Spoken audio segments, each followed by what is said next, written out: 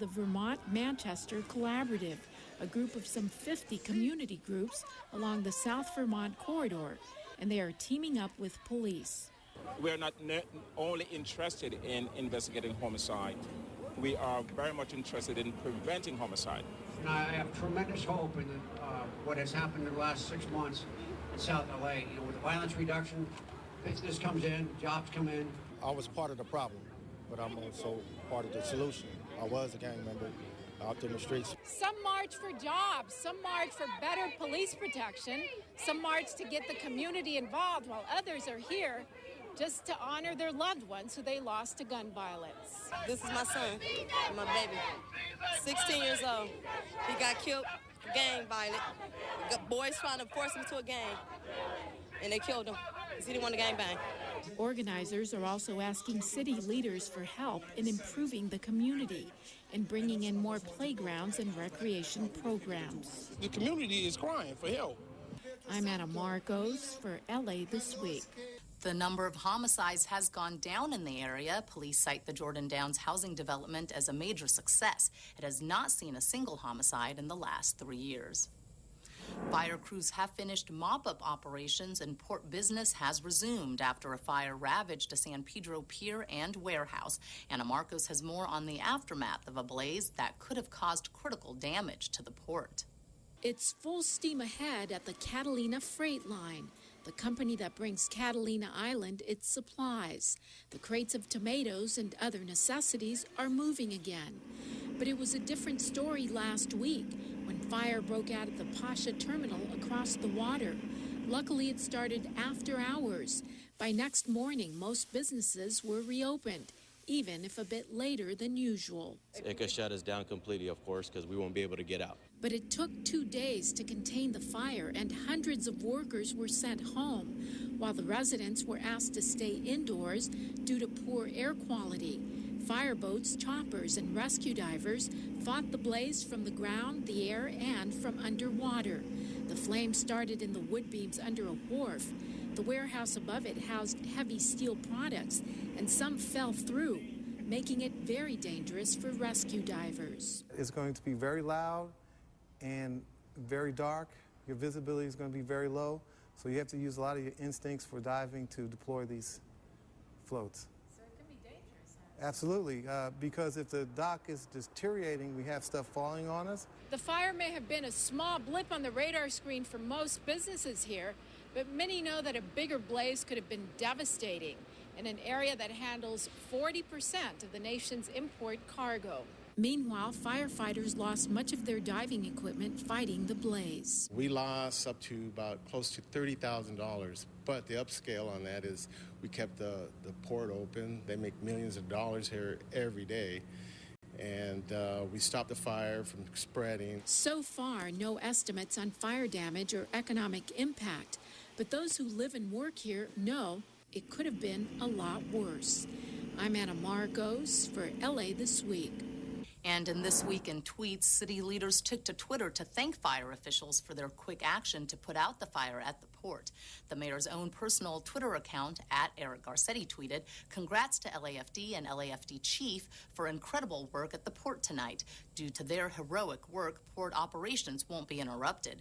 Councilman Joe Buscaino, who represents the port area, tweeted, "Great work, LAFD, containing tonight's fire on the Wilmington waterfront. Thankfully, no injuries." The Port of LA was also in a thankful mood, tweeting, "Another round of thanks to our Long Beach neighbors, Port of Long Beach FD, for helping us put out the Berth 177 fire."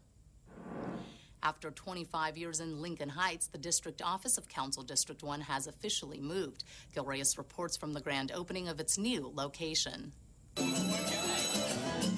Dancing in the streets of Highland Park, people celebrated the kickoff of LA's Latin Jazz Music Festival, also the opening of government offices so close they could walk there. We haven't had a council office in Highland Park, I don't think ever. So I'm really proud that the office is here, that we can just walk up and ask the questions, talk to who we need to talk to get the issues resolved that we need resolved in our community. The district office of Council District 1 officially opens at its new location in this former Masonic temple. The 91-year-old building in Highland Park is on the National Registry of Historic Places. The opening took place a year late because of problems with the building's windows. See them on the top left of your screen? Oh, they look great now, restored to their original look, a mosaic of mini glass panels. But here's how the windows looked last year. The miniature squares removed by the owner. This didn't work well for LA's preservation officials, so they ordered the original look back with refurbished windows. $15,000 to $20,000 of craftsmanship, because we believe in recognizing our traditions and our history, but we also believe in looking forward to a great future. Some residents in the former Lincoln Heights location are disappointed by the move a few miles north, but Area Councilman Gil Cedillo says the new office will provide better access and visibility for constituents throughout his district. Everyone will be represented. Every voice will be heard. At the new Council District 1 office on Figueroa Street in Highland Park, Gil Reyes for LA This Week. The building, built in 1923, once stood as a lodge for the free and accepted Masons for 60 years. And you just heard mention of Councilman Cedillo's inaugural Latin Jazz Festival. Yana Kay takes us to the event celebrating music and community.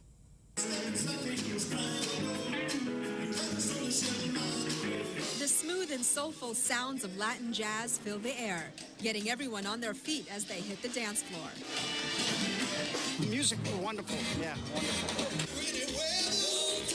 The music is part of the very first Latin Jazz and Music Festival held at Sycamore Grove Park in Highland Park. The two-day event was put on by Councilmember Gil Cedillo.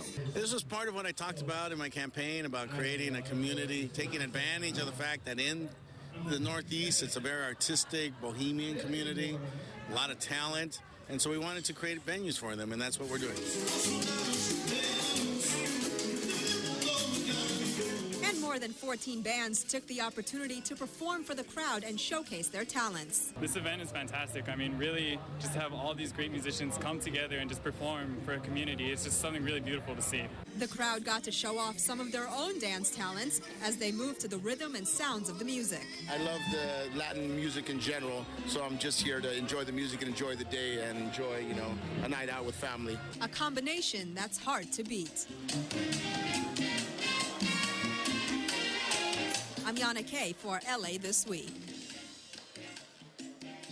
Jews around the world recently observed Rosh Hashanah, a two-day holiday marking the Jewish New Year. Gil Reyes reports from a special ceremony at LA City Hall.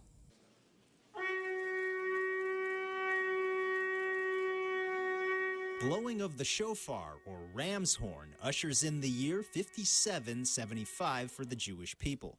But Rosh Hashanah is also a time to reflect deeply on the past year, a notable one for Jewish West Side Councilman Paul Koretz. Because I overcame my fear of flying and finally traveled to Israel for the first time. And that we can come together as a city, as a community, as a nation, to do whatever is necessary to make sure that our country and our community is better than it was the year before. In case you were counting, at one point, the city of LA had 6 Jewish members on the LA City Council. Now it is down to 3. The city's top 3 elected officials, however, do happen to be Jewish. They are, of course, the city controller, the city attorney, and, of course, the mayor. Quoting from the Old Testament, Northridge Area Councilman Mitchell Englander reminds fellow Jews to share with the poor.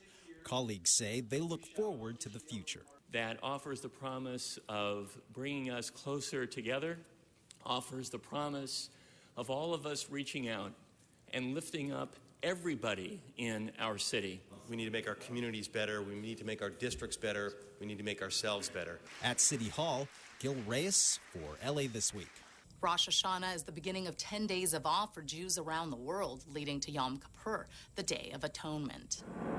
The federal government has given California the green light for the design of its driver licenses for undocumented immigrants. A downtown dog park reopens, and a new exhibit at LAX shines the spotlight on Latinos in Hollywood. These stories and more in City Beat. The Department of Homeland Security has approved the design for the California driver's license for undocumented immigrants. The new design will have the phrase "Federal Limits Apply" on the front of the card in the upper right-hand corner. In response, LA Councilman Gil Cedillo released a statement saying, quote, "I look forward to seeing the California Department of Motor Vehicles implement the new design so that over 1 million motorists in California will make our highways safe and secure." The LAPD continues its efforts to incorporate small libraries within its community police stations with the unveiling of this little free library inside the LAPD Southeast Area Police Station on South 108th Street. Right now, we have a lot of kids that come here and they just walk in to say hi. We've tried to change the culture of the officers at this station. We've tried to change the relationship between the community and the police. In its most basic form, little free libraries, which can be located online via a registry, are a place where people can pick up a book or contribute a book, no library cards necessary. The Los Angeles Downtown Arts District Dog Park on 4th Street recently celebrated its grand reopening with a big party. Improvements at the park, also called Saslo Dog Park, include a new mural by a graffiti artist. Councilmember Jose Huizar, who represents downtown, also attended the ribbon cutting. It's a gift to the neighborhood. We're loving it. It's definitely nice for them to have a place where they can meet other dogs and in an enclosed space where they're safe. While the land is being loaned to the community by the city, the park is not operated by the city. Those behind the effort are asking the public to donate to cover operational costs by purchasing stainless steel dog bone plaques, which will feature the name of the donor and a brief message.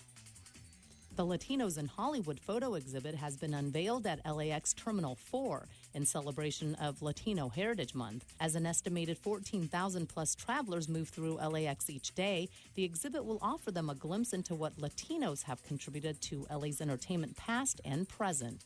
Included are images of icons of years past, such as Rita Hayworth, Desi Arnaz, and Anthony Quinn, alongside present-day stars Rita Moreno, Hector Elizondo, Eva Longoria, and Zoe Saldana, among others. The CHP is working with senior citizens to help them with their driving skills as they get older. Gil Reyes reports on the Age Well, Drive Smart program hosted by the Office of Councilman Bob Blumenfield. Go! The test begins for the senior drivers evaluating their reaction time. The goal, to connect as many of these sporadically placed numbers in order using a pen. You have 10 seconds. Connect 10 or more numbers and your reflexes are good. Connect 5 or fewer numbers and you may want to consider handing over the keys. It makes you like, oh boy, I'm not as good as I thought I was. The test, part of this Age Well, Drive Smart seminar hosted by CHP senior volunteers. Students receive this free senior driver's manual sanctioned by the CHP. It contains the test and self-assessment questionnaires about confidence at intersections, trouble when making turns, and the like. We're not coming in saying you can't drive anymore. We're letting them make the decision. Rules are neither the DMV nor law enforcement can revoke your license based on your age. So it's up to you and your family to decide when's the right time to stop or limit driving. When confronting an aging parent, sensitivity is needed. Patricia Claude likes that she can take the test home and in private. Because you can do it on your own. You don't have anybody else asking you about it. The district office of Councilman Bob Blumenfield hosted the seminar, knowing by the year 2020, California will be home to over 4 million drivers age 65 or older. As I get up there, I'm actually thinking about what we need to be safe drivers. So we just thought it was a great opportunity for our surrounding neighbors to use this great site we have here. The best way to receive one of these informative booklets is to book an Age Well, Drive Smart symposium at your local church or other organization. You can do that best by contacting the number at the bottom of your screen, 1-818-888-0980, extension 225. In Reseda, Gil Reyes for LA This Week. Despite well-placed concern for elderly drivers, studies show seniors are actually responsible for fewer accidents than teenagers and drunk drivers. An eclectic art gathering in Elysian Park had everything you could possibly ask for. Oil paintings, hula hoops, and the LA River were all on the agenda for the 9th annual Frogtown Art Walk. Anna Marcos takes us there. The name is as whimsical as the art event itself. The Frogtown Art Walk celebrated its 9th annual show. And what a setting! Right along the LA River at Elysian Park. Among the star attractions, this new installation of kinetic art. Yep, art that moves. I've been involved since the very beginning when I was on staff of the 13th District before I was elected. And I've seen it grow from just a few street segments late at night to this, an event that starts at about 5 o'clock and runs into the wee hours, and it involves the entire community now, not just the artists who live here. The artists and artisans of this art community opened their studios and pop-up galleries to any and all visitors for free. There was even a chalk walk for those called to express the artist in all of us. And a little kinetic moving art never hurts either. Hula hoop, anyone?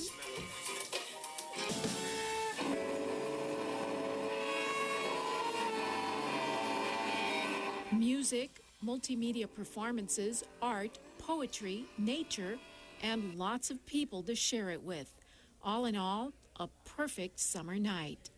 I'm Anna Marcos for LA This Week.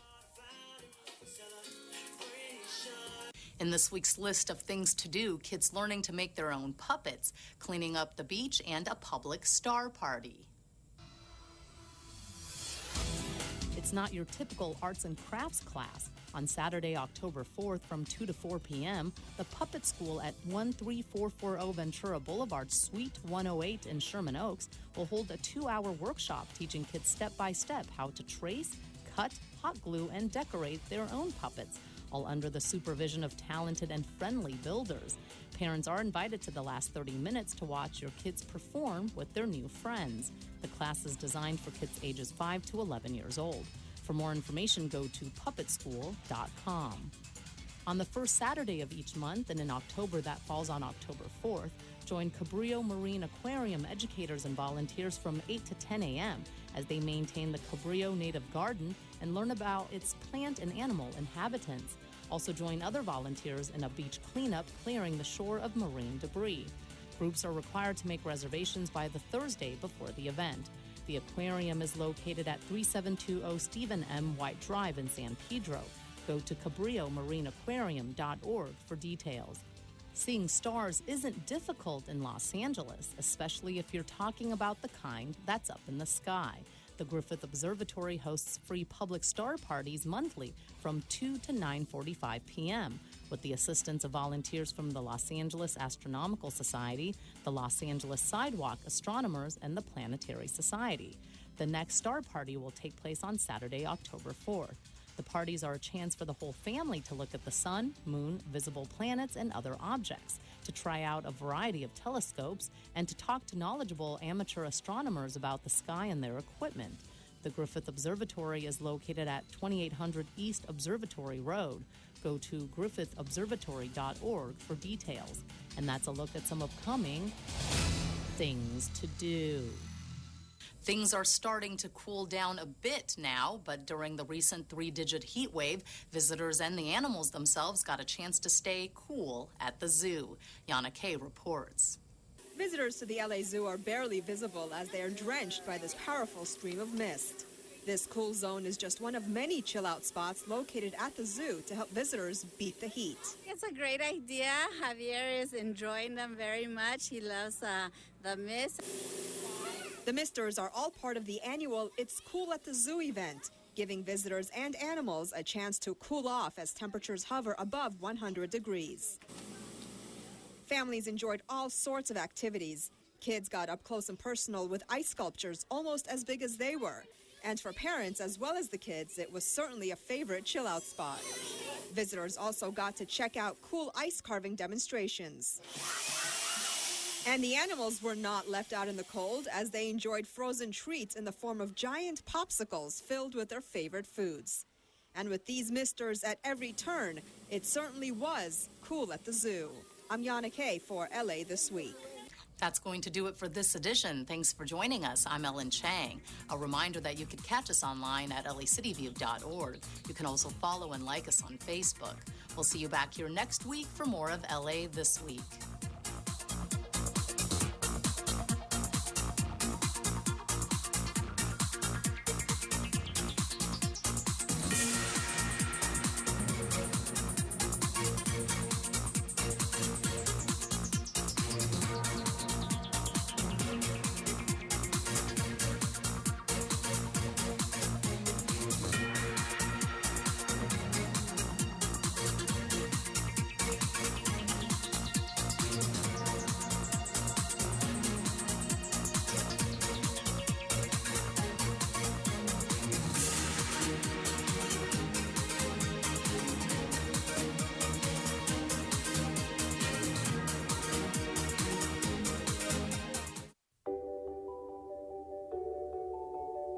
Moving is so much of who we are. It's easy to take it for granted. Multiple sclerosis stops people from moving. We exist to make sure it doesn't. The National Multiple Sclerosis Society is a collective of passionate individuals united by a common goal to address the challenges of each person whose life is affected by MS. We believe that moving is not just something you can or can't do, but rather is who you are. That if you are alive, you move along with, because of, and in spite of the great big turning world.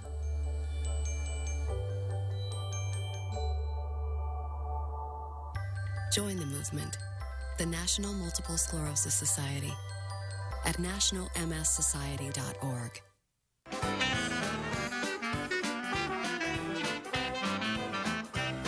Hi, I'm Kevin from Chatsworth, offering you a taste of New Orleans since 1986. You're watching LA City View, Channel 35. Our city, our channel.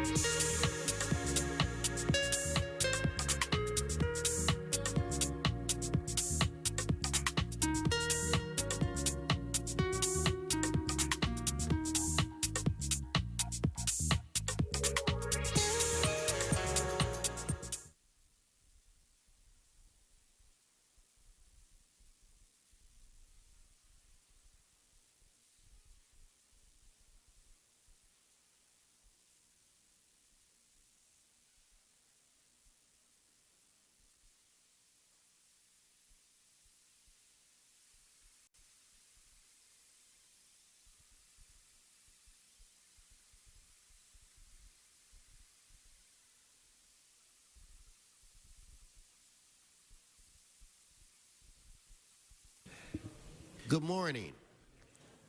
Shh. Today is Wednesday, October 1st. I'd like to invite you to your Los Angeles City Council. Madam Clerk, I do believe we have a quorum. Could you please call the roll? Blumenfield, Bonner, Buscaino, Cedillo, Mr. Fuentes, Rizzo, Carras, Krikorian, Labange, Martinez, O'Farrell, Parks, Price, Wesson. 12 members present and a quorum, Mr. President. Alan, I apologize. I looked at you No and worries, saw sir. Patrice. I feel terrible. It's a common mistake. It is. You make me feel better. First order of business. Approval of the minutes. Weezer moves, Englander seconds. Next. Commendatory resolutions for approval. Koretz moves, Martinez seconds. That brings us where? Mr. President, items 1 through 4 are items noticed for public hearing. We do have cards on items 1 and 2. Okay, what about the remaining items? No, sir. Well, why don't we prepare to vote on those items? Let's open the roll, close the roll, tabulate the vote. 13 ayes. That brings us where? Items 5 through 27, there are items for which public hearings have been held. Mr. President, items 10, 23, 24, and 25 should be held on the desk until such time as the committee reports can be circulated. Okay, then without objection, that'll be the order. Mr. Parks. Just like to vote no on 5. I don't want to call it special. No, that's fine. So why don't we do Mr. Buscaino? Thank you. Items 12, 17, and 19 special, please. You have that, Mr. Clerk? 12, 17, and 19, sir. Okay, so what we're going to do, Mr. Parks, we're going to vote on number 5 now. We'll just vote on the individual issue. So on 5, let's open the roll, close the roll, tabulate the vote.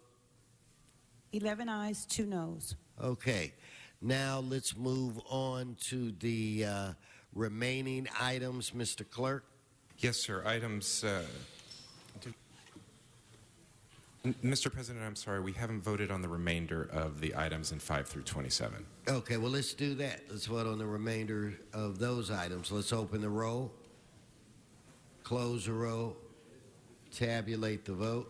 13 ayes. That brings us where? 22 forthwith per Mr. Buscaino. Very good, sir. That brings us to items 28 through 33. They're items for which public hearings have not been held. 10 votes are required for consideration. Okay, so without objection, those items are now before this body.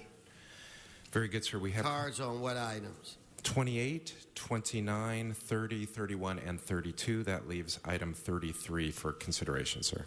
Okay, members, we're going to vote on item 33. Let's open the roll, close the roll, tabulate the vote. 13 ayes. That brings us where, Mr. Clerk? Mr. President, that brings council to presentations. Okay, so what we're going to do is I'm going to start off with the representative of the new 9th District, Mr. Price, who will make a very special introduction. And I'd like everybody to recognize that we have the former Speaker of the California State Assembly and our current Congress person. Karen needs no introduction, but give a round of applause to our own.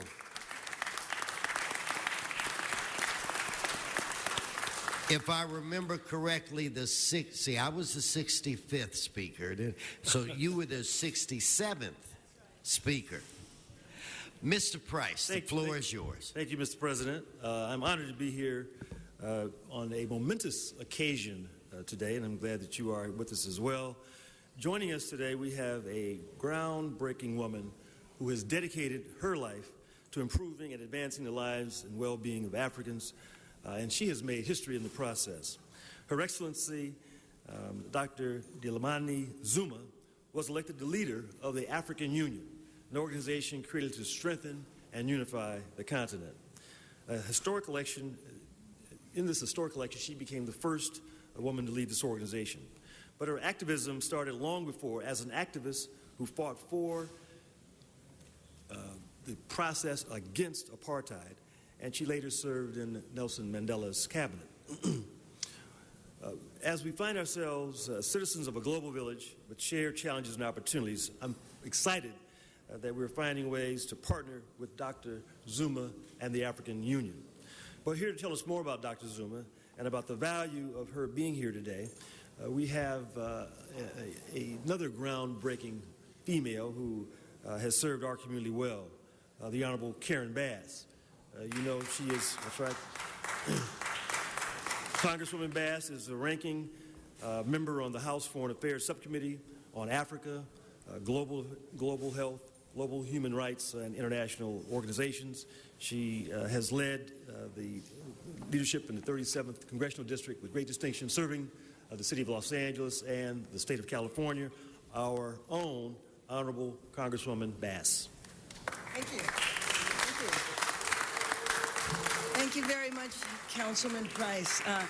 I have to tell you, it's really a pleasure and an honor to be here before council. It has been so many years since I've stood here, but I've actually never stood here as an elected official, so this is the first time.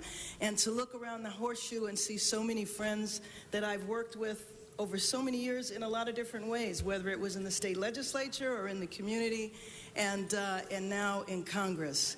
And I come here to you today with the tremendous honor of introducing one of my personal heroes. And I will tell you, Mr. President, she had the pleasure of meeting Mrs. Wesson yesterday. And Mr. Bakewell gave her the proper introduction and said that she was the real powerhouse behind the president of the City Council. Absolutely correct. And I know yesterday everybody was here for Delta Day. But we are really blessed to have the chairwoman of the African Union Commission here in Los Angeles with us today. As Councilman Price mentioned, one of the areas I work on in Congress is improving U.S.-Africa relations, and the focus of that is to really promote business and business ties between our city and the continent of Africa, 54 countries. We did just finish meeting with the mayor, and we cooked up several ideas, one of which is a trade mission that would go from the city to several cities within the continent of Africa. Dr. Zuma, as Representative Price mentioned, has served in a variety of capacities. She was trained as a medical doctor in Africa, and then had to leave South Africa in exile and finally got her medical degree in the UK. When President Mandela took over after apartheid, she was the first health minister, and she helped desegregate the health field within South Africa. After Nelson Mandela finished his presidency, President Mbeki appointed her as the Minister of Foreign Affairs, and 2 years ago she was voted as the first woman in history to head up the African Union Commission, which is housed in Addis Ababa. So that makes her really in charge of all 54 countries on the continent of Africa. So join me in welcoming Dr. Zuma.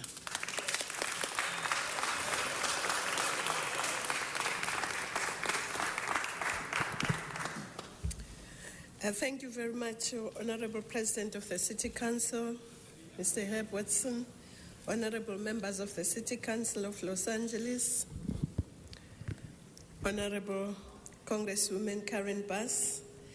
It is an honor to have the opportunity to address the distinguished members of the City Council of Los Angeles, and of course a special thanks for the Honorable Catherine Price. On behalf of the African Union Commission, I want to pay sincere tribute through you to the vibrant and global city of Los Angeles and the values of diversity, openness, and tolerance it stands for. Values that we share and defend in Africa, and which are more than any time before essential for the prosperity and stability of the world. As you all know, Africa shares a long-standing and deep historic, cultural, and economic relations with the United States. We at the African Union Commission spare no effort to elevate them into a dynamic partnership grounded on shared ideals and interests. Strategic engagements benefits both Africa and the United States, and this is what first ever US-Africa Leaders Summit eloquently demonstrated. It was a moment of great opportunity for both sides to build this relationship. So my visit to Los Angeles aimed at maintaining the momentum and to forge stronger partnership in trade and investment, science and technology, energy, ICT, higher education. And I'm confident that I can rely on your valuable support in further boosting. And I thank you. Now, we thank you so very much. Mr. Price, don't you have a little bit left before you wrap this up? We just have a picture, a proclamation that we'd like to present to Dr. Zuma as a token of our appreciation, and it is signed by the mayor and all members of the city council. All right. Congratulations and welcome.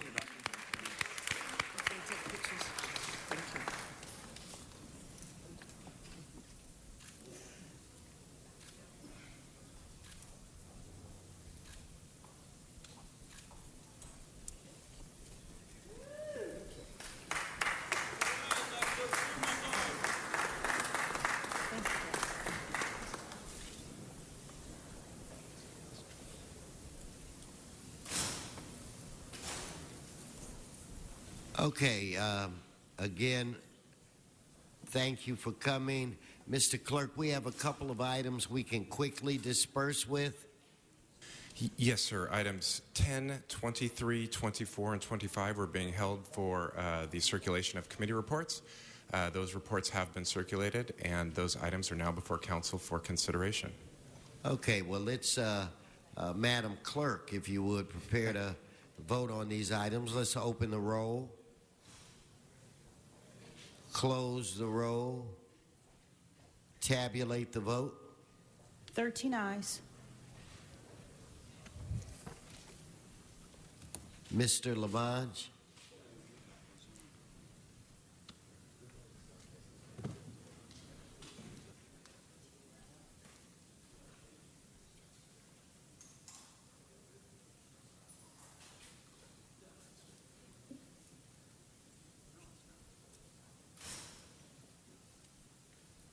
Mr. Cedillo, please, for a very special presentation.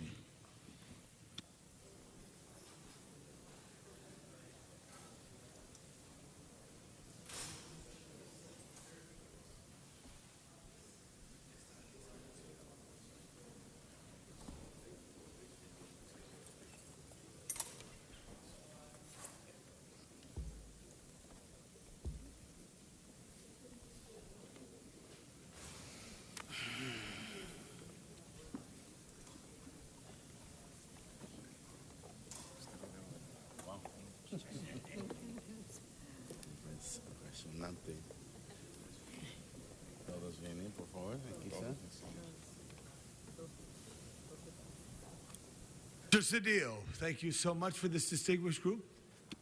A very distinguished group, keeping with the theme of Los Angeles's place in the world, in the international community.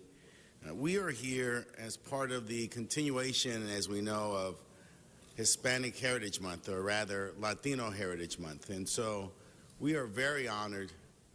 You just met a representative from Africa speaking on behalf of the many states, countries of Africa. Here today we have members of the diplomatic corps, those who are in the diplomatic service. They are all the consul generals of a whole range of countries. We have 12 of them. As we get prepared to introduce what is called Dia de Latino America, and that is the day, October 12th, in which we will be having a celebration, not October 12th, I strike that. I've got bilingual notes here, so I'm... Mr. Clerk, strike that from Mr. Cedillo. As you know, Los Angeles is the city with the highest population of Latinos. It is the first for many of these countries, the largest Mexican population outside the capital of Mexico City, the largest Salvadoran population outside of San Salvador, the largest Guatemalan population out of Guatemala City, and on and on and on. This is a reflection of the diaspora of Latin America to Los Angeles, now the gateway to Latin America. It is a community that plays such a critical role. Half our population of the city is of some Latino descent. It is the fastest growing group in the United States, largest market for exchange between our country and their countries in many instances. The cultural expression is felt every day. Have you ever noticed that you can't go to any restaurant today without finding some item that is of Mexican origin or Latino origin? It's amazing. And think of the condiments that you buy at Costco and when you go out and do your shopping. Burritos have replaced hot dogs as the #1 fast food of the country. You know that the place of Latinos in American society is well established. The first Saturday of the month of October of every year will now become the Day of Latin America, Dia de Latinoamérica in Los Angeles. And so we are here. We will celebrate that first Saturday this weekend at MacArthur Park with the celebration. It'll be the inaugural. All these council generals are working together now as a collaborative. I looked at the website and I noticed that they talk about the driver's license is now becoming a reality in California and that people should prepare. It's very interesting to see that they're engaged in the civic life of Latinos who are here on an everyday basis and the issues that affect them on an everyday basis. So with that, I have the great privilege and the great honor, and I will do the roll call of introducing the various council generals, beginning with Consul General of Argentina, Alejandro Luis Casiro. ¿Dónde está? Levante su mano. Eso.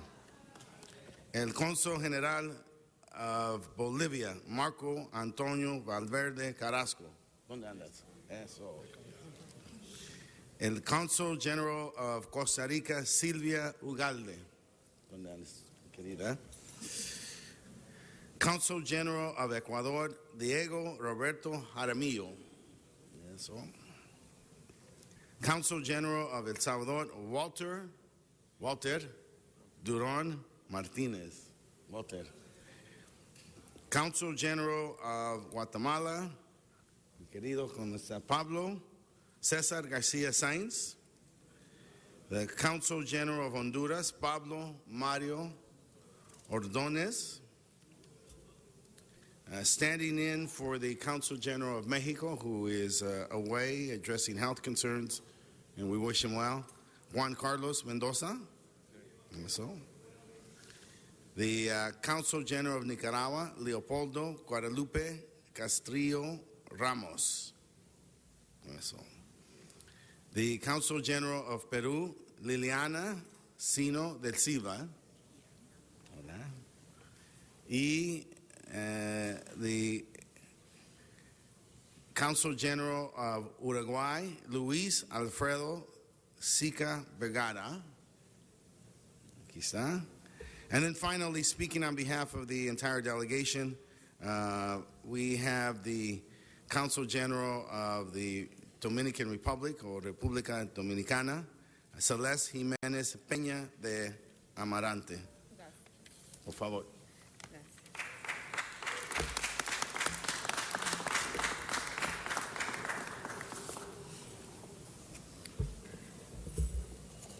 Buenos días, honorable concejal Cedillo, honorables miembros del Consejo Municipal, medios y amigos aquí presentes. Good morning, Honorable Councilman Cedillo, honorable members of the City Council, media and friends. Es con gran entusiasmo y con gran honor que recibimos la gran distinción por parte de las autoridades municipales de la ciudad de Los Ángeles en la proclamación del Día de Latinoamérica en esta ciudad.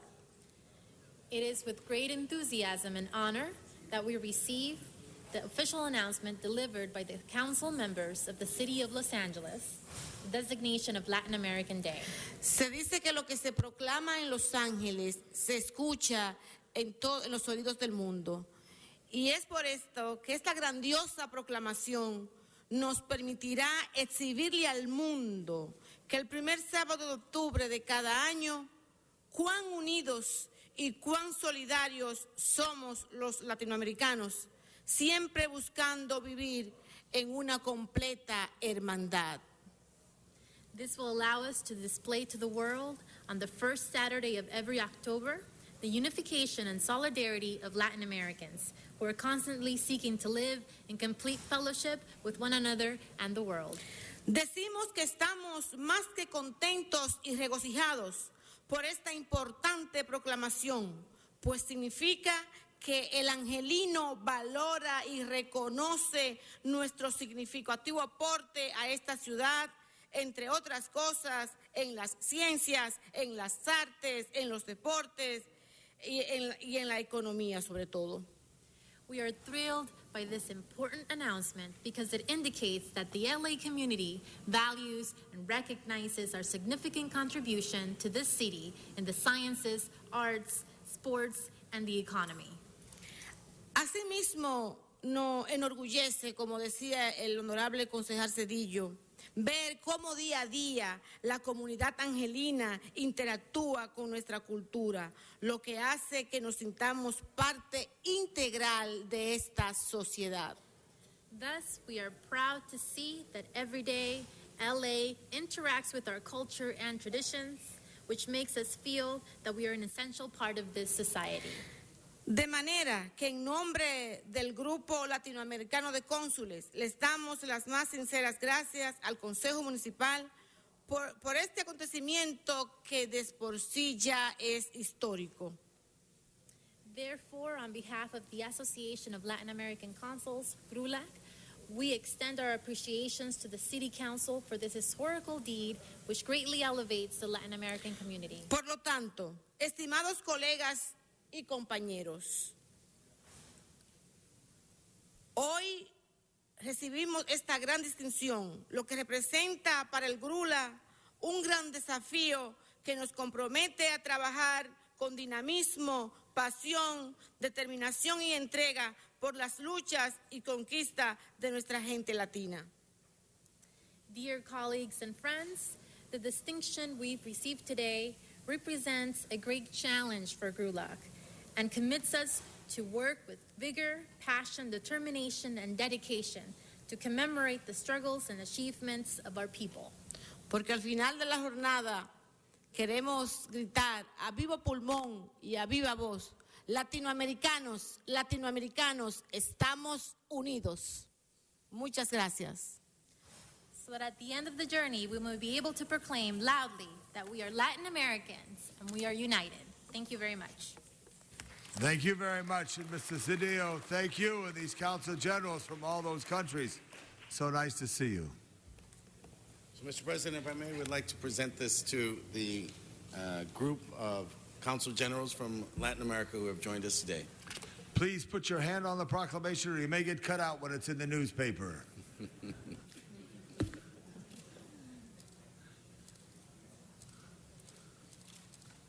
That didn't work.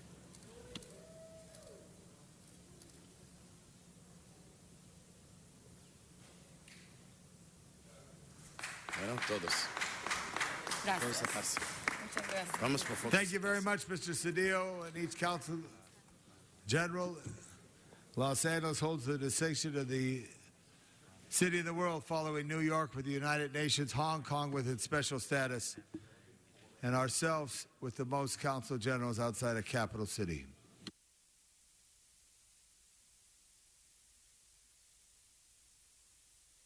Now I'd like to call on the president of the City Council for a very special presentation that we all should be aware of. Mr. Wesson.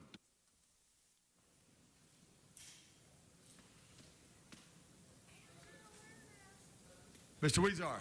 As our president walks up to the podium, can we reconsider item number 6 and continue that for 2 weeks? It's an easement that needs some clarification from our BOE.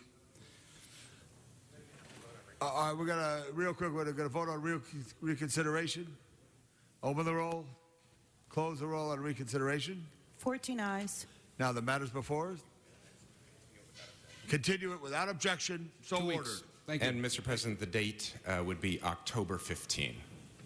October 15th. Thank you so much. Mr. Wesson.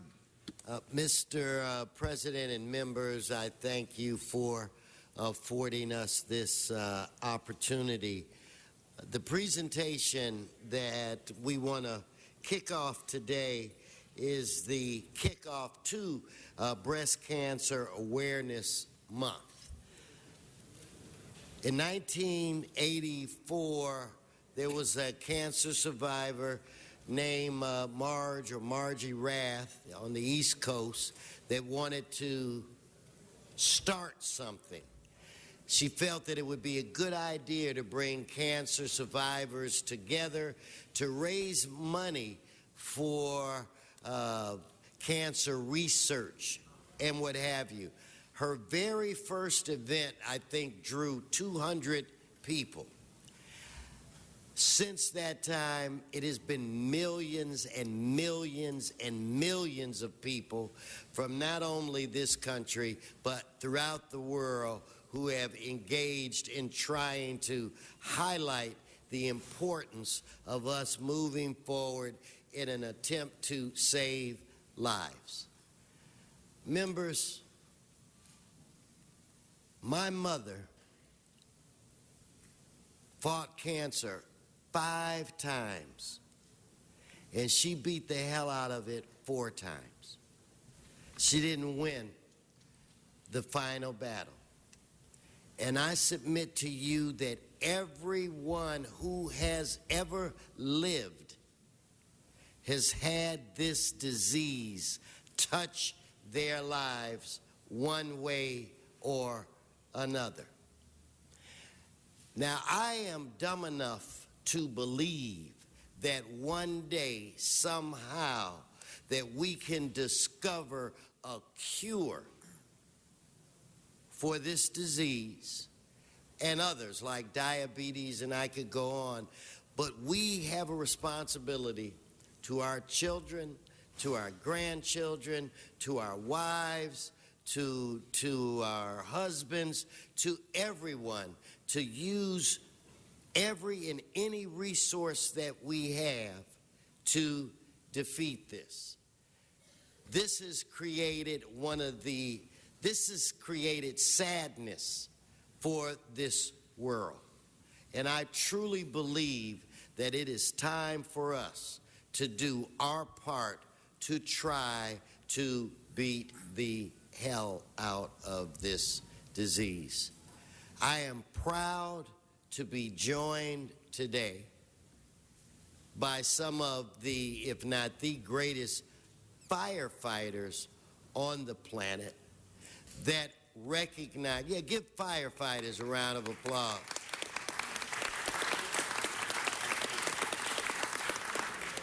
They might be at your door one day, and Frank, if you come to mine, I want you to pick me up and gently, but our firefighters have there's not been any important issue that they've shied away from, and fighting cancer, they are right in the mix as well. So today, they're going to make a contribution so that we can again try to research, come up with funding for research so that we can defeat this.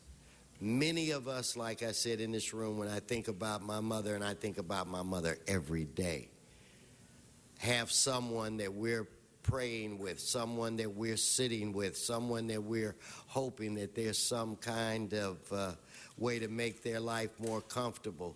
Why don't we work hard to make sure that in the future we can save these lives? So with that said, I would like to turn it over to our dear friend and president of UFLAC, President Lima here. Give him a round of applause. Thank you, Council President. Thank you. Good morning. Thank you, Council President Wesson, for hosting us here at City Hall today. Council President, honorable council members, and our good friend Nuri Martinez over there. We love your pink outfit this morning. My shirt. President of the United Firefighters of Los Angeles City, and I'm proud to say that the firefighters from across the country are strong advocates for breast cancer awareness and prevention by encouraging others to give of their time and resources during the month of October. The International Association of Firefighters and their affiliates engage in these local fundraising and awareness campaigns nationwide so that no breast cancer patient will go without life-saving treatments and so that there is hope for a cure. According to our partners at the American Cancer Society, about 12% of women in the United States will develop breast cancer somewhere in their lifetime. 2013, approximately 39,600 women, 410 men were estimated to die from breast cancer in the United States alone. We all know someone who has been impacted by this tragic disease as well. Organizations such as the American Cancer Society need adequate funding so that these advancements will continue. I'm thrilled to be here today to announce that our rank-and-file firefighters, as well as UFLAC sponsors and vendors, are donating $10,000 to the American Cancer Society and will raise additional funds through our participation in this year's Breast Cancer Strides Against Breast Cancer Walk, taking place this Saturday, October 18th at LA Live. To accept this check,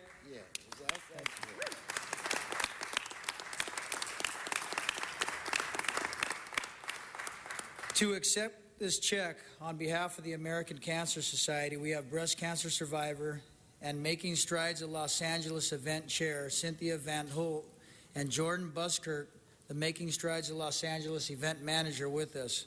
I invite you all to join the UFLAC walk team and encourage all of you to get involved in breast cancer awareness this month, activities around October, by supporting our local or national organizations such as American Cancer Society. And we want to thank everybody very much for your time, and please wear your T-shirts with pride, council members. Thank you.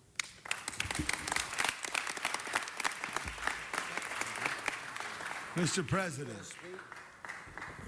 continue. Thank you, Mr. President. Mr. President, my name is Cynthia Lozano Vantal. Oh, I didn't think this was going to be tough, and I'm a proud 13-year breast cancer survivor.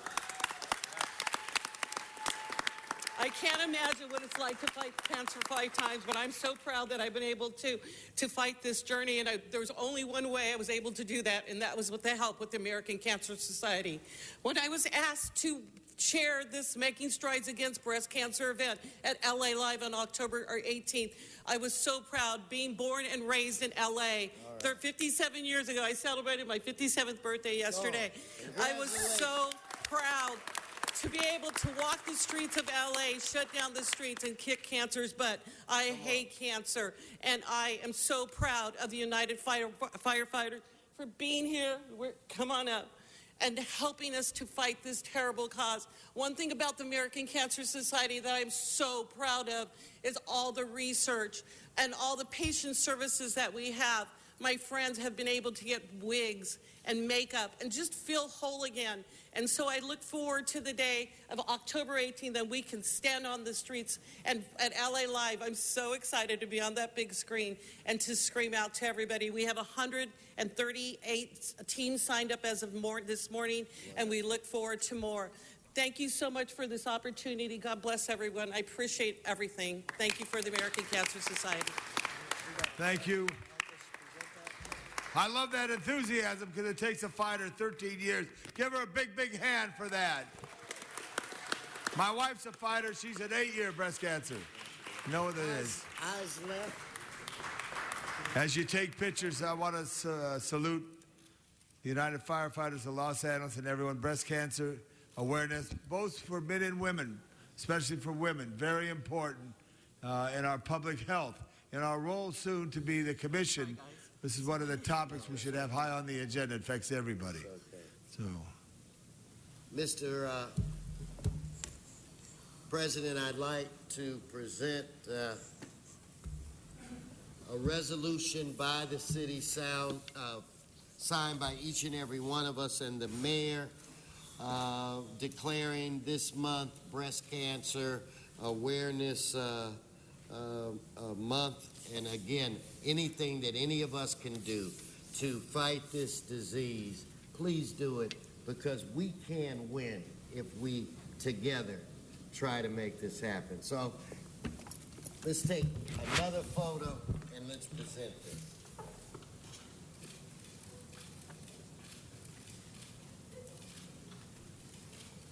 All right, thank you. Thank you. Thank you, everybody.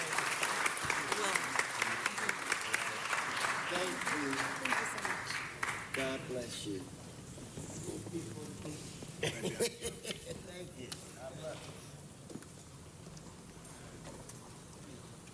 Mr. Clerk, item 1, please.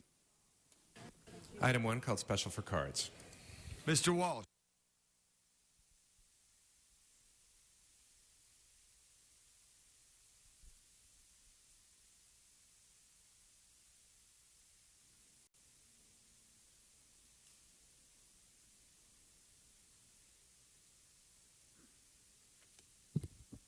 John Walsh, blogging at HollywoodHighlands.org. It should be 2 minutes. HollywoodHighlands.org or J. Walsh Confidential, tweeting at Hollywood Dems. And for information purposes only, chairman of the Don't Kill Any More Los Angeles County Mayors Committee. Number 1, we'll talk about that in public comment. This concerns, again, hearing protests, and we're 100% in favor of this. And as I've said before, you squirm when I say it. When you do a good job, I tell you you've done a good job. And stay tuned for public comment. HollywoodHighlands.org.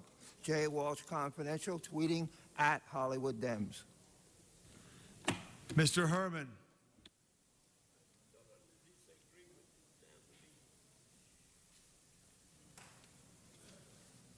I definitely disagree with the lean process, and I thank you, Mike Feuer, for being here in this horseshoe with us to hear the discussion of public interest. Now, Mike Feuer, will you defend the public when it comes to the illegal process of the liens? Mr. City Attorney, I'm talking about the liens in specific. There's been a routine, a casualty of liens placed upon and this is impacting. Regarding a street lighting district.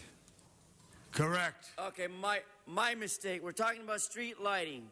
And we got a number of street lighting issues, and I'm going to stick to the topic of interest for all you in Los Angeles. It's very dense here, gloomy, dark, and unpleasant when we don't have the correct lighting in many of our districts, such as CD11, CD7, CD3, 6, and 12. And I'm here to protest that when we install infrastructure, we include lighting that's the most brilliant, brightest. I can wait. I can hold my time. Thank you, cancer folks. Hey. He's not Mr. Herman, you've completed your time. Thank you very much. Next speaker, Mr. Aikala. Thank you, Mr. Herman. Mr. Herman, you got to pay attention to public comment. Thank you, Sergeant. Thank the speaker. Mr. Herman, thank you. Mr. Aikala, you pass. No other speakers. Thank you, Mr. Aikala. No other speakers. Let's open the roll, close the roll, tabulate the vote. 15 ayes. Next item. Mr. President, that brings us to item number 2, called special for cards. Mr. Walsh.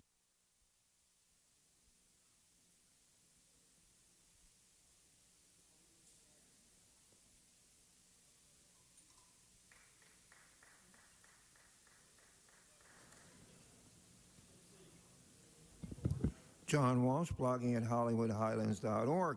Again, I remember when you had Carbon Arc. I've been at the same address since 1976. It was The street lighting was monstrous. It took weeks to get the lights back. And if you live, remember in Hollywood we have very good street lighting because that's where the rich people go. If you live in the black districts or the Hispanic districts, you have horrible, you have almost no side streets there. And when the light goes out, it is dangerous. Now that you have set up the new system, when the lights almost never go out in Hollywood because incidentally, the rapists in Hollywood would like to thank you for the good street lighting. And at the corner of Yucca and Argyle, the street lighting is excellent, so you can see the giant gang graffiti all over the street. So all over the building on the corner of Yucca and Argyle. HollywoodHighlands.org, minute 2. Juan Alcala. Thank you very much. Mr. Herman.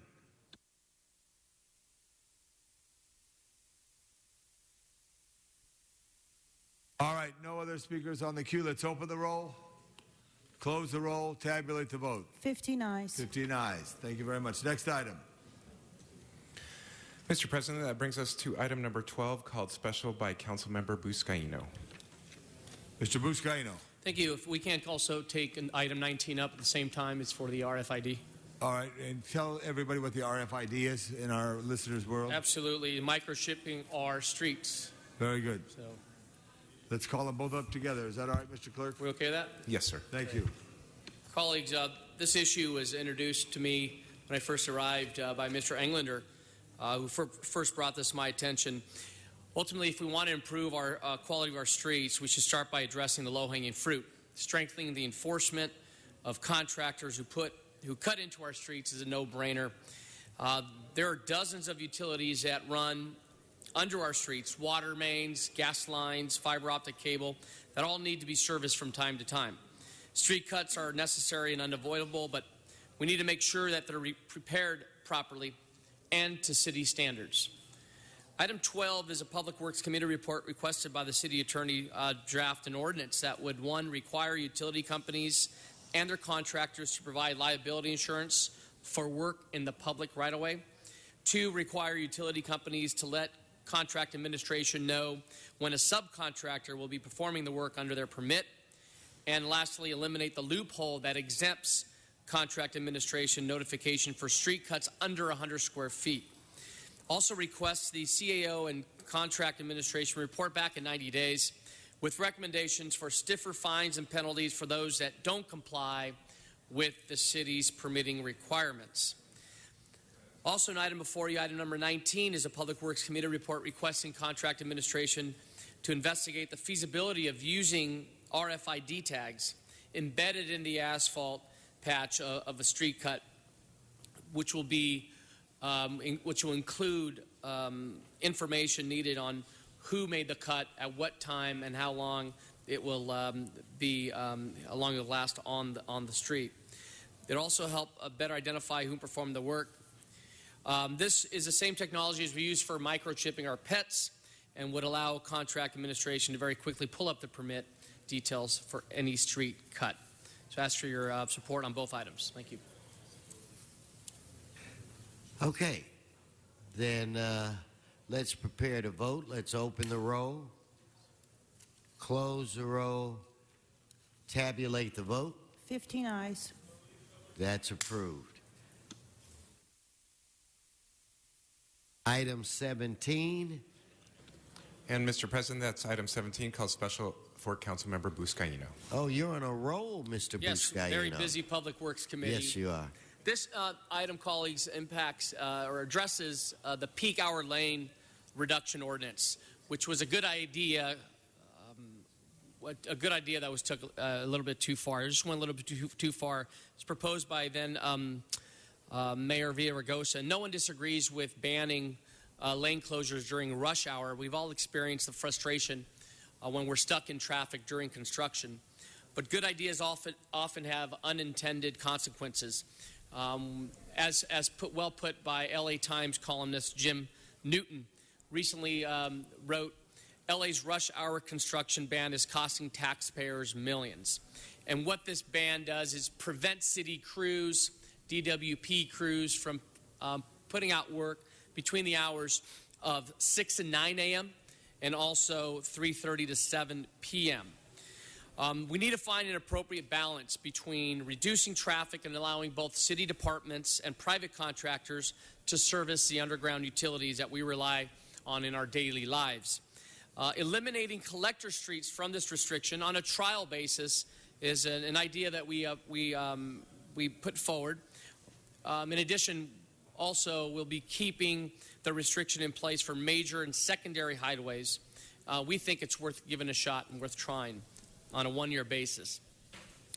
Not only will this save the city money, it will also allow construction projects to be completed faster, reducing the amount of time neighborhoods are disrupted.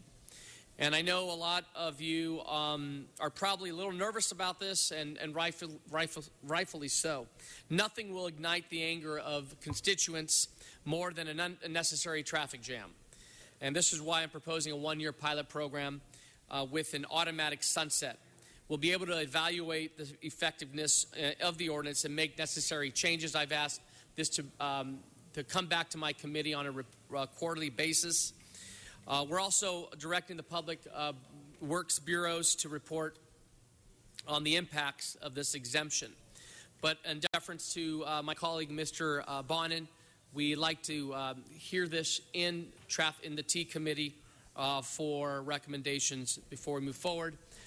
Mr. Weezar had some concerns about his district with the growing construction and development in his district in downtown Los Angeles, specifically the Arts District.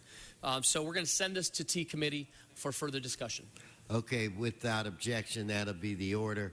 And Mr. Buscaino, I found myself just yesterday caught in a situation like you described earlier. So we need to look at this. So I would hope that there'd be a good conversation in transportation. Mr. Clerk, why don't we go recess this meeting and go into the special?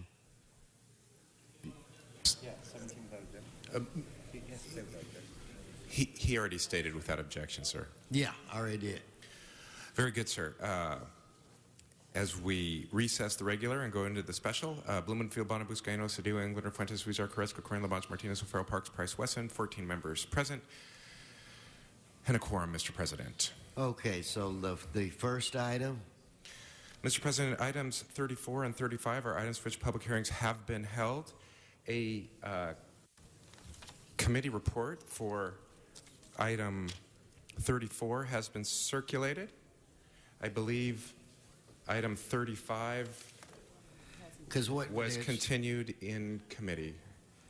Okay, so is that the only item? Because why don't we just take them all up if that's possible? No, sir. We have. You can certainly lay those on the desk. That brings us to items 36, 37, 38, and 39. There are items for which public hearings have not been held. 10 votes are required for consideration. Okay, without objection, those items are now before us. Let's vote on the first few items. Mr. President, in that group, we do have a card in for 37, but you can take 36, 38, and 39. Let's do that now, and then I'll take the card for 37. Mr. Blumenfield. Yeah, if we could hold 36 and 39 special, just want to make some comments on that. Okay, well then, with that said, I'll go to 37 right now. Do I have an Aaron Pale? Aaron? Don't run, Aaron. Just come on up. Okay, no shouting from the gallery. Mr. Pale? Thank you. It's Mr. Paley. I'm sorry, Mr. sir. President. I'm Aaron Paley. I'm the executive director of Ciclavia. I'm the co-founder as well with a number of other wonderful people. We have a Ciclavia this October 5th, this Sunday, in the city of Los Angeles, crossing into the county of Los Angeles. For the first time, we are leaving the city and going into other areas with the support of Metro. I'm speaking in favor of item number 37, which is really just a technicality to allow for the receipt of funds from Metro to partially pay for this Ciclavia October 5th and also for the San Fernando Valley Ciclavia in March. And I have for the council, the new neighborhood guide for this October 5th Ciclavia. Thank you so much. Thank you, Mr. Paley. Mr. Koretz. I was just wondering if someone who had the information might tell us the general boundaries of this ciclovia. As long as people are watching on TV, it might generate a few additional riders. May I? I'm sorry, Mr. Koretz, you wanted what? I was asking if someone like the gentleman at the microphone might be able to give us the boundaries of this ciclovia so people watching might be able to connect with this event. Of course, Mr. Paley, please. Thank you. It's of course, it's a free, family-friendly event. It starts at 9 a.m. this Sunday and goes till 4. You can pick up the ciclovia route at any point. It extends, its most westerly point is at Echo Park, at the lake at Echo Park, the southernmost part of the lake at Bellevue. It goes down Glendale through the 2nd Street Tunnel into downtown Los Angeles. It goes up and down Broadway from Chinatown to 8th Street, and then the eastern portion proceeds on 2nd Street through Little Tokyo, through the Arts District on 4th Street, crosses the 4th Street Bridge over the LA River into the wonderful community of Boyle Heights, goes north on Boyle, it goes east on 1st Street and then goes north on St. Louis to Cesar Chavez. We then proceed east on Cesar Chavez into the wonderful county of Los Angeles at Cinco Puntos, Indiana Street. And then we go south on Mednick into the East LA Civic Center. It's a wonderful 10 miles of family fun events. Thank you, Councilman Koretz, for the opportunity. Okay, Mr. Buscaino. His name again? Aaron. Come back up. We're not done with you. How do we get Watts to be a part of Ciclovia next year? I think we're in the application process, and I thought we got turned down last year, but Watts is thirsting for this opportunity to bring Ciclovia down to Watts. Councilman Buscaino, we are in the planning for Watts right now. Right. And we have not only are in the planning, but we have received funding from Metro for a ciclovia that will connect Watts with the wonderful communities of Linwood, Southgate, and Huntington Park, so that you will be able to walk from Watts Towers to Plaza Mexico and then to the LA River. Fantastic. So that's going to be in 2016. 2016, okay. So we are working on that right now with members of your staff and with the other cities as well. That's probably going to be the most complicated one because there are 6 jurisdictions. Thank you, sir. And does any of the other council Mr. Price. have questions? And we're excited about the ciclovia that will occur in South LA, December the 7th, I believe. December right? 7th. Yes, and so we're anxiously working with staff, looking forward to that opportunity to really showcase South LA and to encourage folks to come out and be a part of Ciclovia. And we will be December 7th connecting Central Avenue with the great Crenshaw, Leimert Park area along Martin Luther King. I want to assure every council member it is our policy to have Ciclovia occur in every one of your districts in the next couple of years. And with your support, in terms of both moral support and funding, we can accomplish that. Thank you. Okay, thank you. Let's prepare. Oh, wait, Mr. Price already spoke. Okay, so let's prepare to vote on this item. Let's open the roll, close the roll, tabulate the vote. 14 ayes. Forthwith, per Mr. Bonin.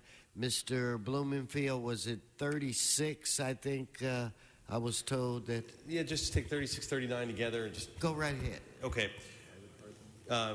These are 2 issues about the digital inclusion plan. I wanted to first thank President Wesson and the mayor for the great team at City Hall and the nonprofit partners for helping make this happen, to bridge the digital divide, divert e-waste from our landfills.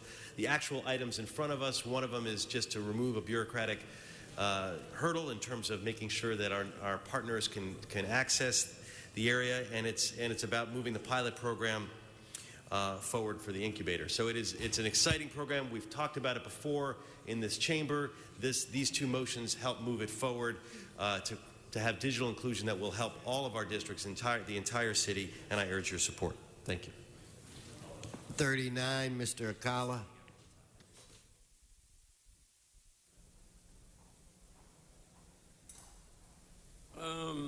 Communication from the General Services Department relative to the right of entry permit for the city-owned property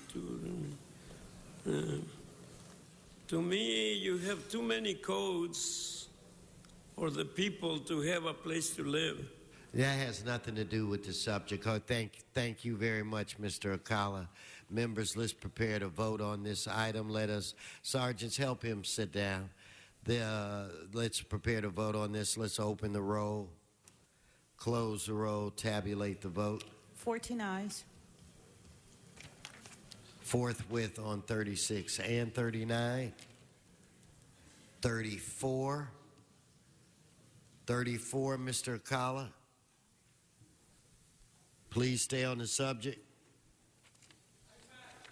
He passes. Let's prepare to vote on item 34. Let's open the roll, close the roll, and tabulate the vote. 14 ayes.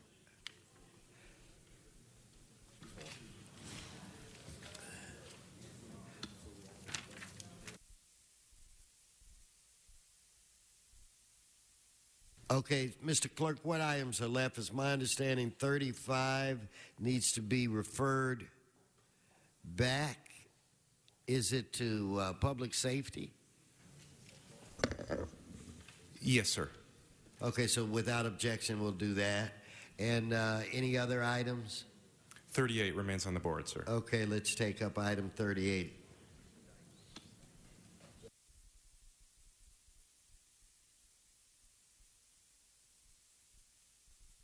Okay, there are no cards on item 38. Let's prepare to vote. Let's open the roll, close the roll, tabulate the vote. 14 ayes. Okay, Mr. Clerk, that's the last item. Yes, sir. Do you wish to adjourn the special meeting and return to the regular? Okay, then we should adjourn and go back to the regular. Yes, sir. Mr. President, that brings us back to item 28, called Special for Cards. Okay, item 28, I have Mr. Walsh and Mr. Akala on item 28.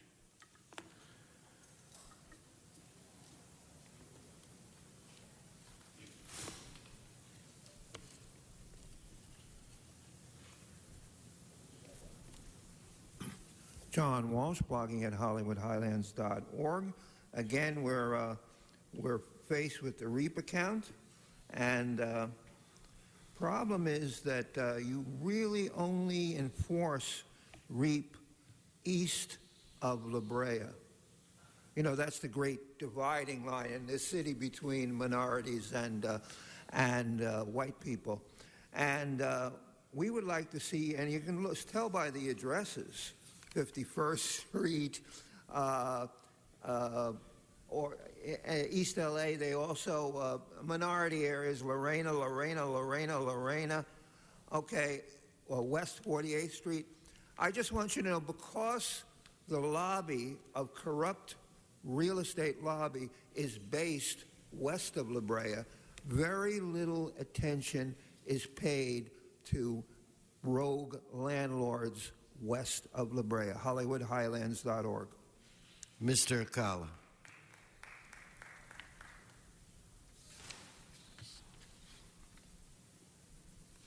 You want to reset the time, or you want to give me? Why don't you talk on the subject? Right. He's absolutely right. These REAP violations are really rape violations. Rape the people for anything they have, especially if they're minorities. You rape the whole city, but the rich know how to fend against you, and the poor do not. So you're raping the poor more than you're raping the rich, because the rich are not going to let you rape them. They will rape you before you rape them. So get back on the subject, Juan. Okay, getting back on the subject, if you do anything to the west side, you lose your job. If you do it to the poor, well, they don't even vote, so you don't give a shit. I just said it basically what it is. It's poor against rich, baby. Let's prepare to vote on this item. Let's open the roll, close the roll, tabulate the vote. 14 ayes. That brings us to what item? 29, I believe. Yes, sir. Called by Mr. Walsh and Mr. Akala, item 29.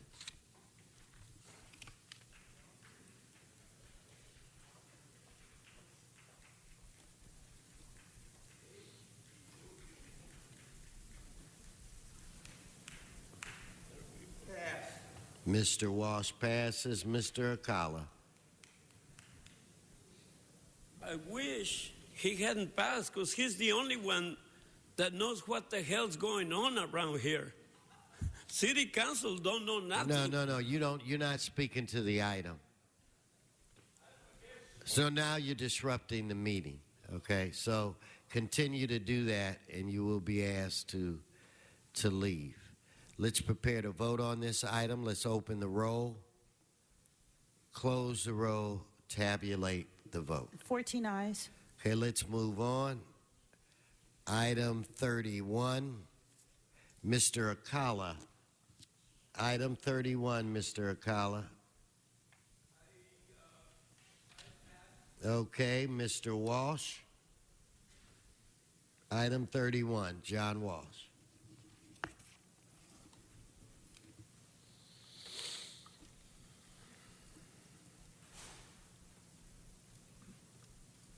John Walsh, blogging at HollywoodHighlands.org. I do my homework here.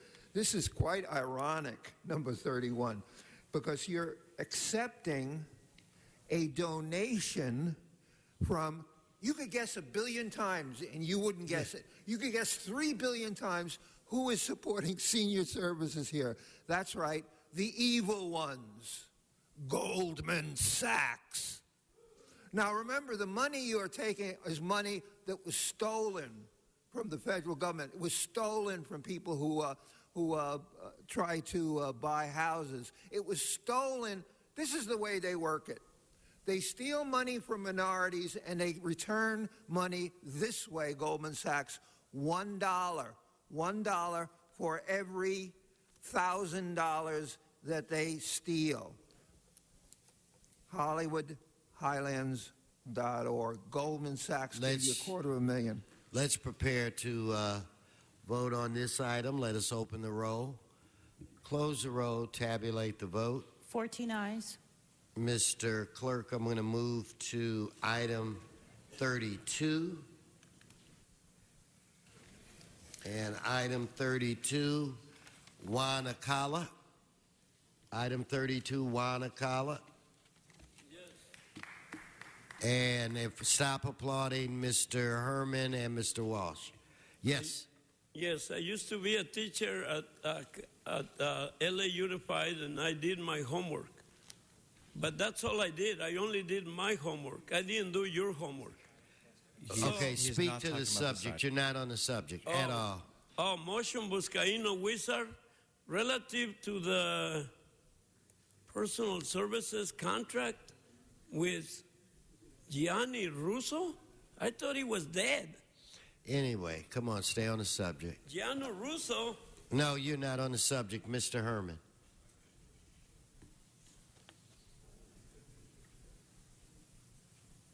Transparency, transparency.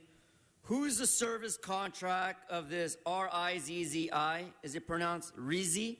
For providing services for 15 effing years? This is ridiculous. This shows you how corrupted, how manipulated we bribed for 15 years council action to approve personal services, a contract attracted to the council file with Gianni Rizzi for providing services for the 15th council district. Such a joke. I'm going to hold my time under this topic 32 for 1 minute. So on item number 30, I can tell you to vote for Neil Kashkari. No, your time is expired. On item 32, Mr. Walsh. John Walsh, blogging at HollywoodHighlands.org. This concerns a personal services contract tied to Mr. Buscaino.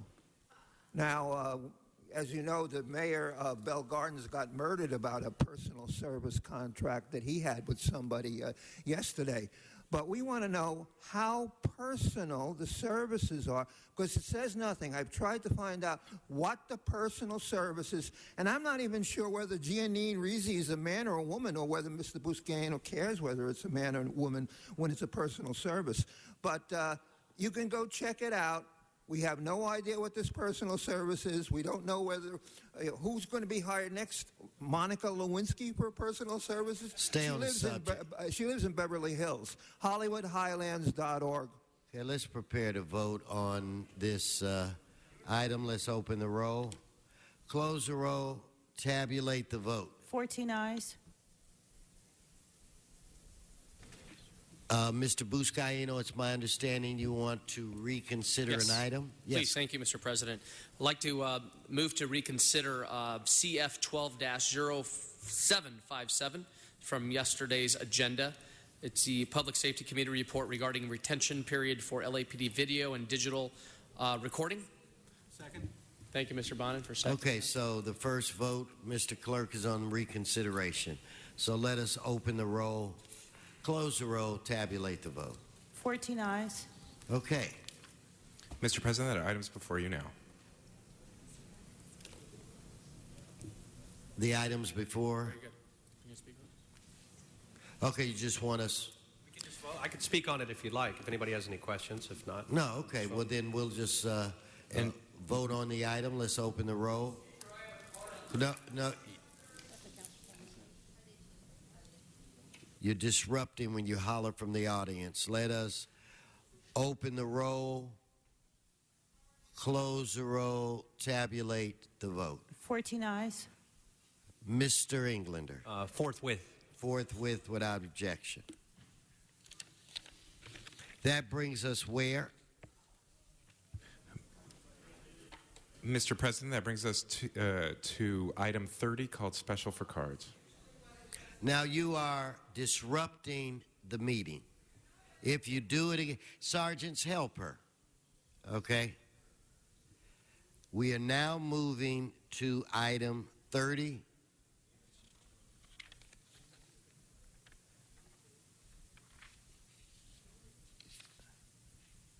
We have cards on item 30. Now, Mr. Akala, is he out of time?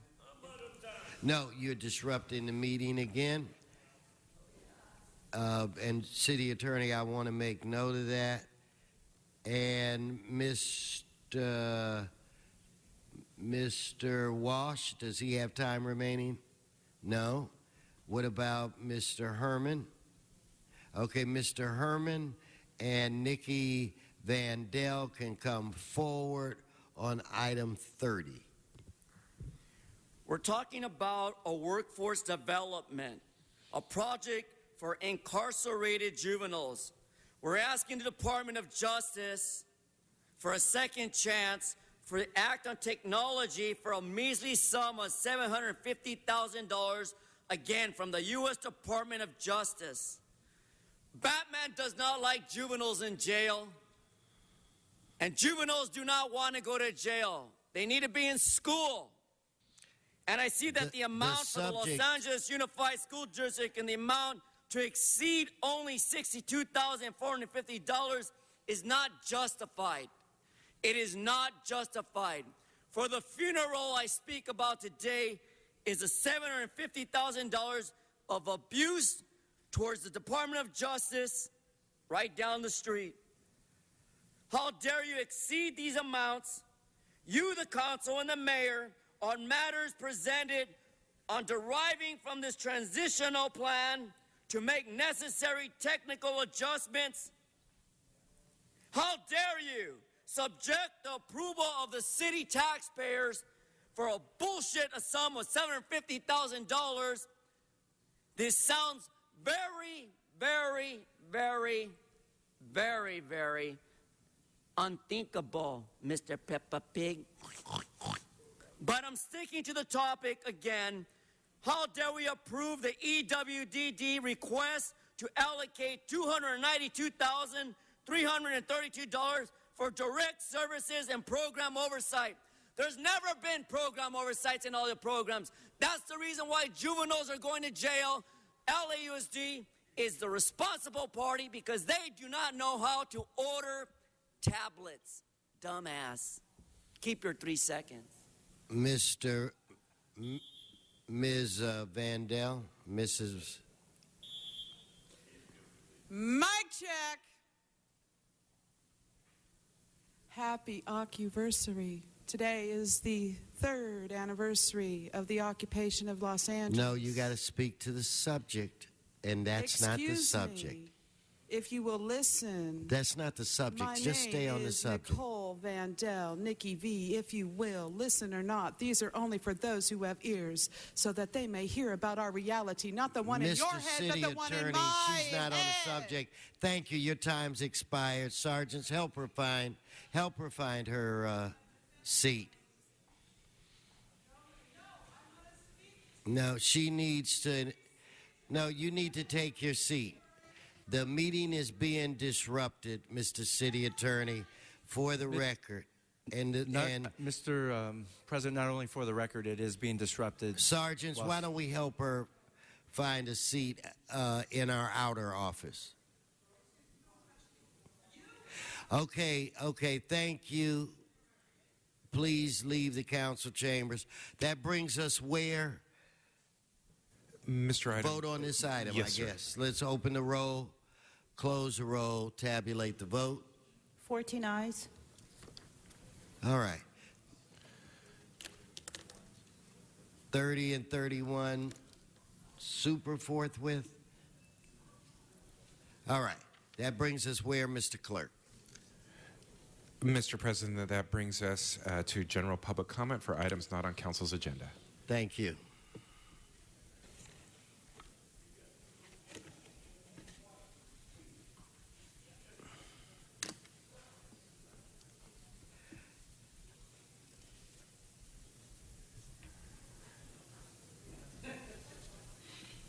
Okay, we will move forward with general public conduct, which will be 1 minute per person, starting with Mr. Walsh and Bob Amano. So if Bob, you're close, come to the mic. Mr. Walsh, come to the mic.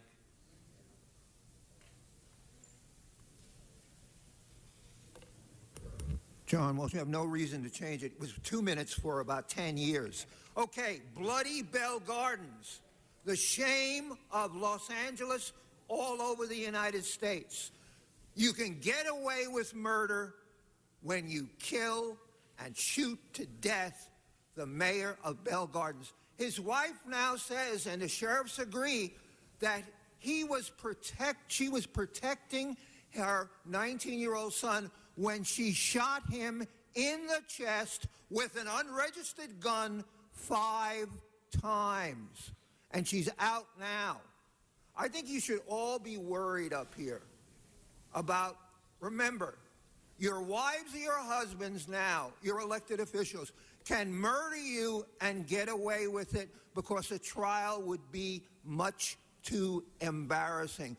If you want to see their wedding picture of the wife who murdered the mayor Crespo of Bell Gardens, come to my website. They took it down. The only place is at J. Walsh Confidential, where you can see the happy couple before she murdered him.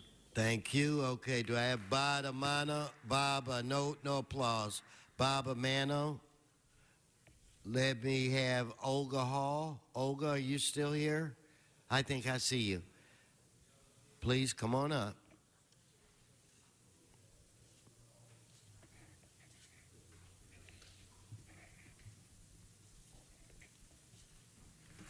You did eject her, correct? Hello.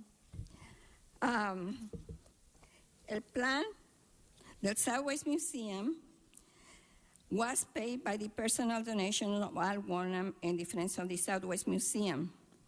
The document was taken in draft form by Gabriel Buelna, and turned into El Plan del Southwest Museum. Before this, at one of the meetings, Mr. Gabriel Buelna referred to Councilman Cedillo as a nationalist, which he right away told us he will deny it if we repeated it. Is this the reason he named this document El Plan? To make him embrace it? I believe El Plan is a clone of the 2007 Autry Southwest Society. Gabriel Buelna and Carol Hackes are the leaders of El Plan, and Carol Hackes was one of the leaders of the Blue Ribbon Committee, the Southwest Society, who betrayed the community in 2007. Thank you. Thank you. And if I could have Mr. It's Michael from the, and I just can't pronounce, Michael, your last name, from the Hotel Association. I do not see him here. If I could then go to Mr. Akala and Mr. Herman.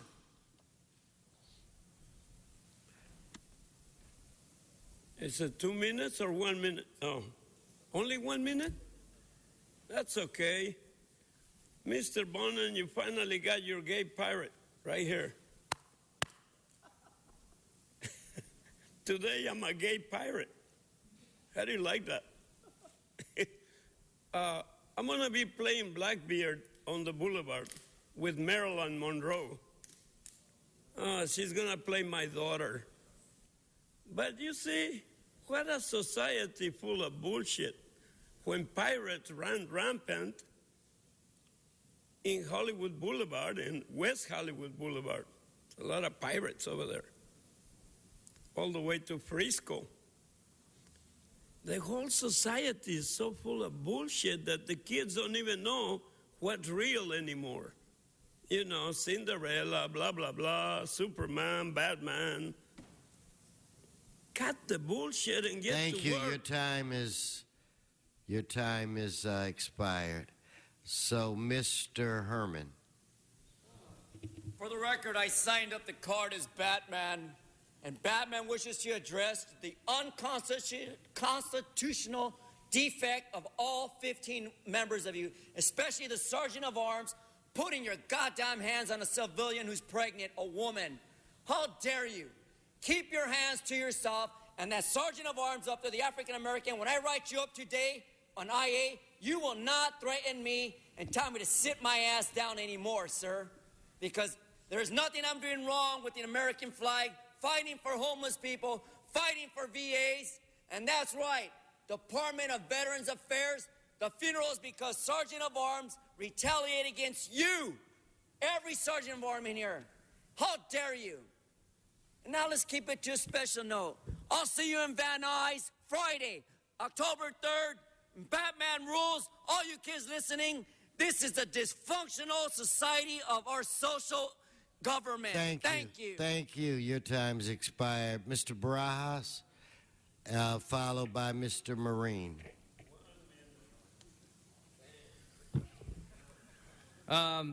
So let me give you a message from the Prime Minister of India, Narendra Modi.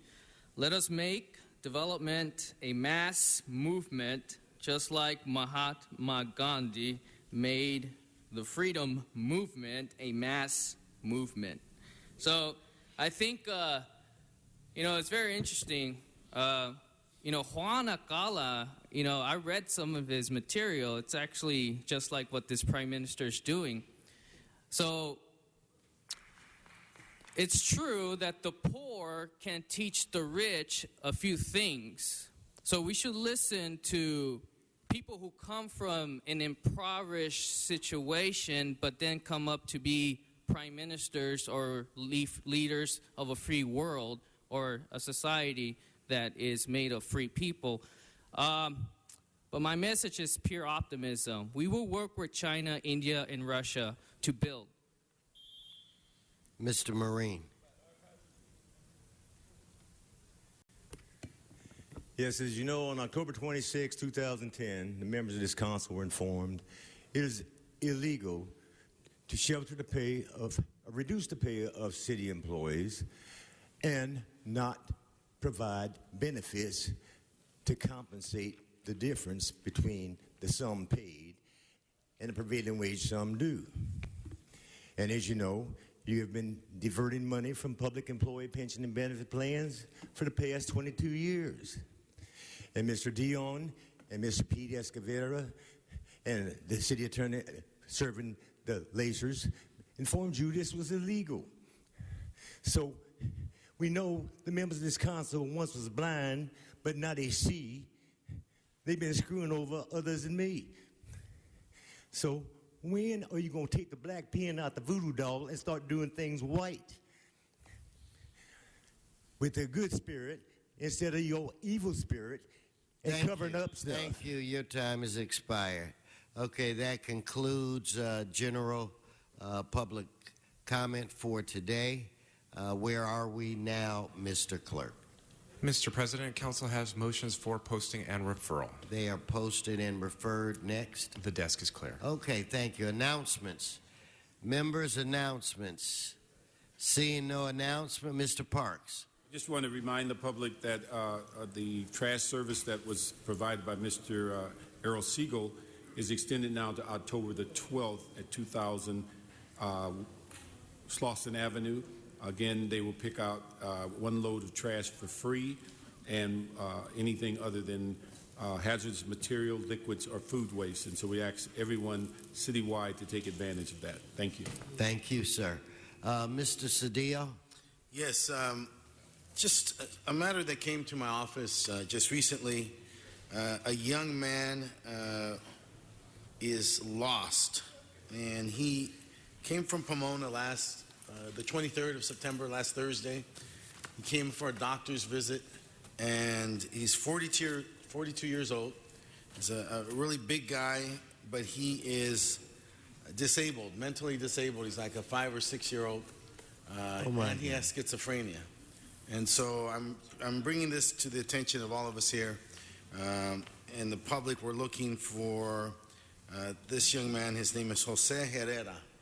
And he was last seen last Thursday. We're working with Rampart, trying to work with the Pomona Police Department. He was brought in from Pomona, brought to a clinic, sitting in a lobby. Those are the last photos that we saw of him, and then he left. So those photos have been circulated, though? We're working on that, and so I just wanted to bring that. We're looking for Jose Herrera, schizophrenic and mentally disabled, and so I just wanted to.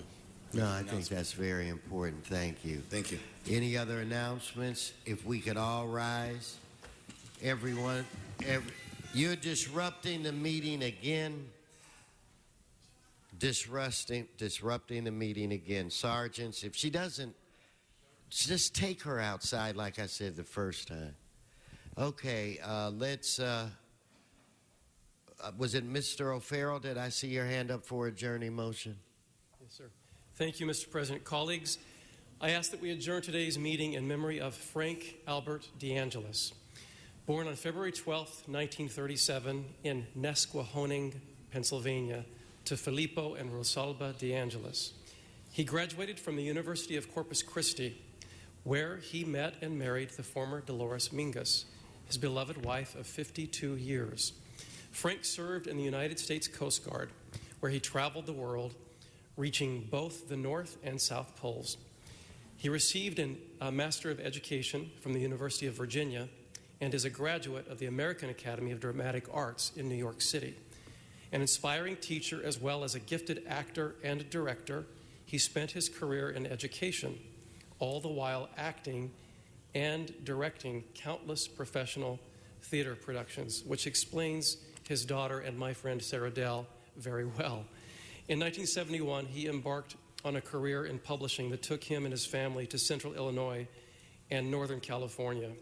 He wrote many educational texts on subjects ranging from teaching to writing to administrating. And in 1987, he won the National Librarians Award, which credited him with publishing one of the first supplementary textbook guides to effective teaching. In 1992, he returned to Illinois and to Blue Ridge School System at a time when the school he was teaching at was undergoing a major transition, and he was instrumental in steering it toward a period of growth and prosperity. Upon his retirement in 2006, he was awarded faculty emeritus status And during the 5 years that followed, he continued his work with the drama department that he and Dolores, the school's longest-serving choir director and faculty emeritus, founded. His family says he was a great storyteller and singer. They refer to him as a human jukebox of the American Songbook. He was every child's favorite uncle, every adult's most entertaining friend, and though he lit up a room, he would always be the first to throw an arm around you and ask how you've been. He was that rare combination, a magnetic personality who also had genuine curiosity about others and the world. His life was a work of art that will live on in the memories and stories of the great number of people who were lucky enough to know him. Frank DeAngelis died peacefully at his home, surrounded by his family, on Tuesday, September 16th. He is survived by his wife, Dolores, whose love, support, and collaboration enriched and sustained him. 3 adoring children, Gloria, Filippo, and Sarah, my friend, his son-in-law, Stephen, and daughters-in-law, Dawn and Crystal, and grandson, Rio. Frank Albert DeAngelis, may he rest in peace. Thank you, Mr. O'Farrell. I'm looking again to my right side. Now I'll go to the other side. Mr. Bonnet. Thank you, Mr. President. Colleagues, I'd like us to adjourn today in memory of Patrick O'Malley. Patrick and I went to high school together, and for the past 10 and a half years, he has been the boyfriend and partner of my cousin Karen Rimza. Patrick turned 50 2 weeks ago, and Friday night had a massive stroke, was taken off life support, and passed on Monday. I'd like us to adjourn in his memory, and may he rest in peace. Thank you, Mr. Bonnet. Mr. Buscaino. Colleagues, I'd like to adjourn in memory of Andrew Asaro, a champion in the Italian-American community. 94 years old, born in Brooklyn, New York on July 17th, 1920, and entered into eternal rest on September 16th, 2014 at his home in Norwalk, surrounded by his loving family. Andrew proudly served our country in the Navy during World War II. He was previously employed as an entrepreneur in the cultural history industry for 26 years, specifically being the president of the Italian Sicilian Culturale for many, many years. He was visible at a number of high-profile Italian-American events from San Pedro to the throughout the greater Los Angeles area. He is survived by his daughters Marie of San Bernardino, Susan Knight of La Habra, and his grandchildren Gina, Stephen, David, Lauren, Timothy, and Elizabeth. He also leaves behind his brother Leo and nephew Lenny. Andrew was greeted at Heaven's Gate by his loving wife of 62 years, Mary Asaro, as well as his daughter Natalie Christ, who both preceded him in death. Andrew Asaro, a hero in the Italian-American community, may he rest in peace. Thank you, Mr. Buscaino. Any other adjourning motions? Seeing none, this council is adjourned.